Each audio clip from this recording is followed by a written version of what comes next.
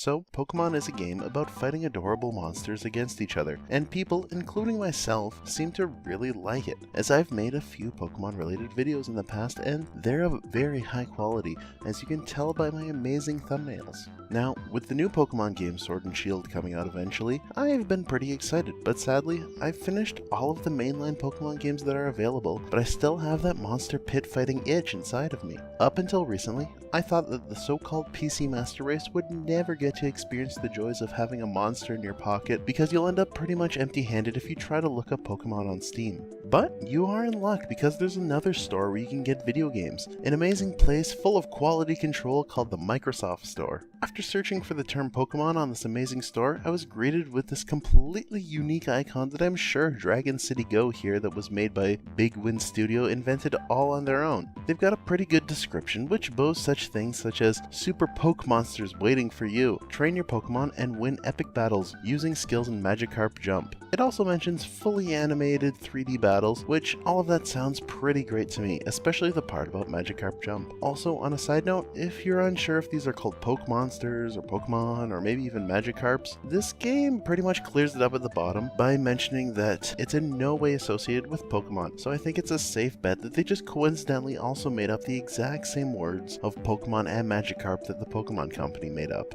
back in the 90s. It's also got some surprisingly pretty good reviews. My personal favorite is this 5-star review from Dennis here, which is just the number 8 over and over again. Now, you might be wondering what that means, and personally, I think it's a typo, and he meant to write great with the letter 8 over and over and over again just to express how great he thinks this game is and how good he is at speaking in leet speak. Right off the bat, this game starts you off by talking to this guy named Giovanni, and you might be thinking that sounds a little similar to someone's name in the Pokemon games, but you would be wrong, because Giovanni is a completely unique name and he is no way associated with the crime boss named Giovanni from Pokemon. He then tests your skills to be a Dynamon captain by throwing you right into a battle that you're destined to win, because really, who needs any challenge in the first battle of any game? I want to start off a game feeling like I'm already the champion and I don't want to have to put in any work to get there, and this game knows that. Once you win, you get to pick your very own Poke Monster, and yeah, you may have noticed that this game is not in fact Ultra HD, and I've thought about it and I have to chalk it up to the fact that I'm playing this on my computer, and if I were playing it on my phone like it was designed to be, it would look absolutely amazing, because there's no way that Big Win Studio here would lie to me in the description of their game. It has to be completely factual, because why else would Microsoft let this game be published? You also have some pretty great choices of Poke Monsters that you can pick from, who for sure don't rival some of the Sonic OC art that you see on DeviantArt, and ultimately, of course, I had to pick this little turtle boy.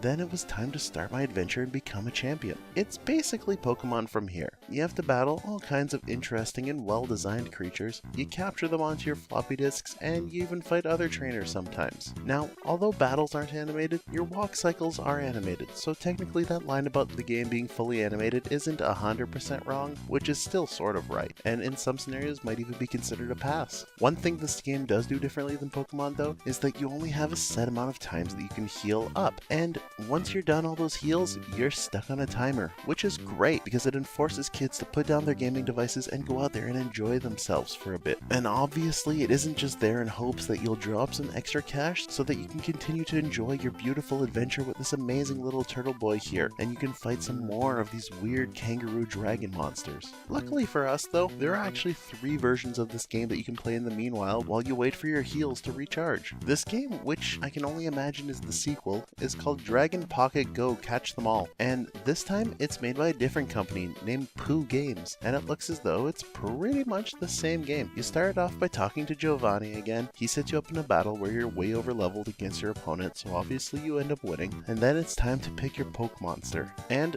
that's where the game is a little bit different than what you've already seen here. See, in this game, you can actually choose Pengu to be your starter, which is pretty amazing, but then after that, it's pretty much the exact same game, so I don't think we're missing much if we decide to skip to the 3rd and final installment of the Dynamon franchise. Or maybe it's Dragon Pocket Go as it's called in this game, which was made by 5-star Marvel Epic Games, because I guess, as a company, you only get to publish one of these Dynamon games, and then after that you have to pass it on to the next company, which makes their own original game and isn't just a clone of the one from before. To my surprise, this game is an actual clone of the first game, which to some might be a bad thing, but I thought about it for a while and it's actually a pretty good thing. And let me explain to you why I think that. See, in Pokemon, people always always complained because they enjoyed stuff in the previous game that's no longer in the current game and they want it back. And Dynamon has noticed that current trend and they figured out a way to get around it. See, you can never complain about something in the older gen that you miss in the new gen if the new gen is the exact same thing as the old gen. It's really a genius idea, and this way no one will ever be displeased with their games. Now listen, I get it, Dynamon is cool,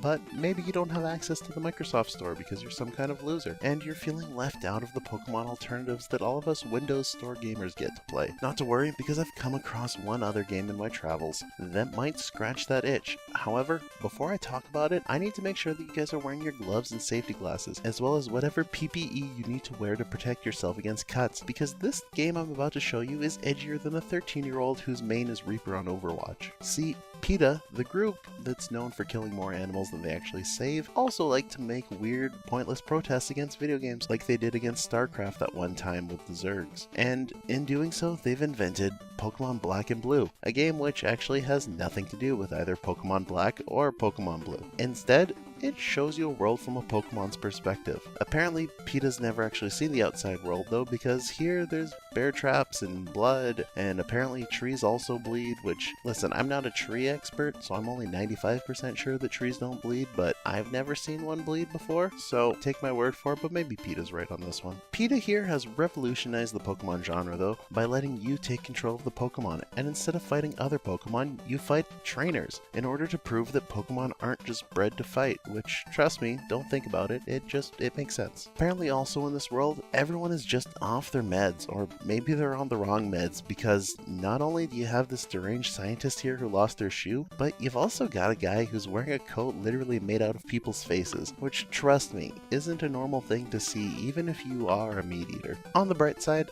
Ash does wear a top hat in this game, which has been something I've been lobbying for years and years and years, and it's great to finally see that wish come to fruition with the help of PETA. If anything though, this game is just more reason for you to invest into something that will let you go onto the Microsoft Store so that you can avoid playing this game and you can play the obviously superior Dragon Pocket Go game series, which is just absolutely phenomenal, and obviously not just a terrible game that's been cloned and copied over and over again. There's another video, and I want to thank you for watching it this far along. If you did enjoy it, feel free to leave it a like, you can subscribe, you can share. If you didn't like it, you can dislike, you can leave an angry comment, you can do whatever the opposite of sharing is. Do whatever you want to do. At the end of the day, I don't care. I'm not your boss. Do what you like, and I just want you to have yourself a good day.